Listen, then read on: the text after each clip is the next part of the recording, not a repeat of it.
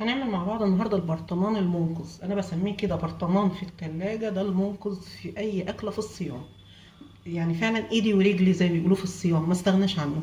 هنبتدي صيام خلاص، يبقى البرطمان ده لازم اجهزه، لازم يبقى مليان. لو مثلا في حبه قليلين، لان هو بيفضل في التلاجة على طول السنه، مش بس في الصيام. بس في الصيام لا يمكن استغنى عنه، زي ما بنقول ايدي ورجلي في الصيام. ليه في البرطمان المنقذ ده؟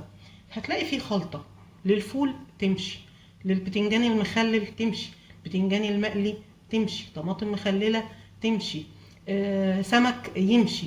في خلطه جباره ماشيه مع كل حاجه.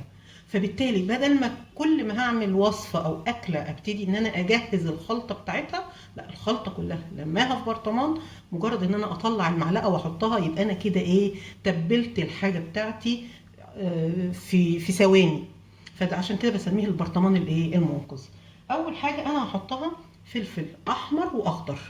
لو حابه بتحبي الحراق يبقى تحطي فلفل حراق زيي، حباه مثلا ما بتحبيش الحراق قوي ضيفي معاه فلفل رومي، حته صغيره حراق والباقي فلفل رومي، عشان بس لو مش بتحبوا الاكل سبايسي.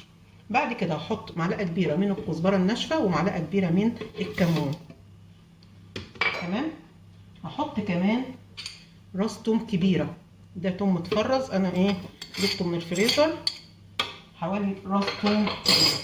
هحط كمان حوالي فنجان كبير من الخل. هحط كمان فنجان او نص كوبايه من عصير الليمون. تمام. لو نلاحظ انا ما حطيتش توم، ليه؟ لان انا التوم ما حطيتش، سوري، ما حطيتش ملح. نلاحظ ان انا ما حطيتش ملح ليه بقى؟ لان عندي التوم فيه ملح، عندي الكزبره لما بصحنها فيها ملح، الكمون فيه ملح، فما حبيتش ان انا ازود الملح. وبعد كده نبقى نظبط الملح بتاعنا في الطبق اللي احنا بنعمله. فيه لسه مكون هنحطه، مكون مهم جدا من اهم المكونات بتاعتي. بعد كده افرم الحاجات دي.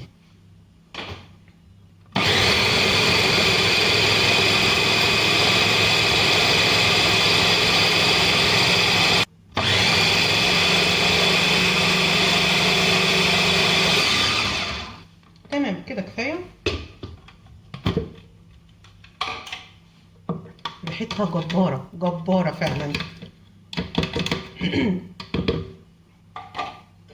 هبتدي احطها في البرطمان بتاعي.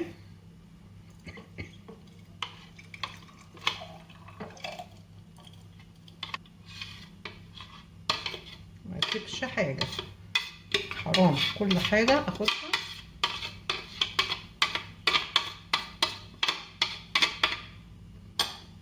كده تمام. فاضل اخر حاجه بقى هحطها، وهي الزيت. الزيت طبعا يعتبر ماده حافظه.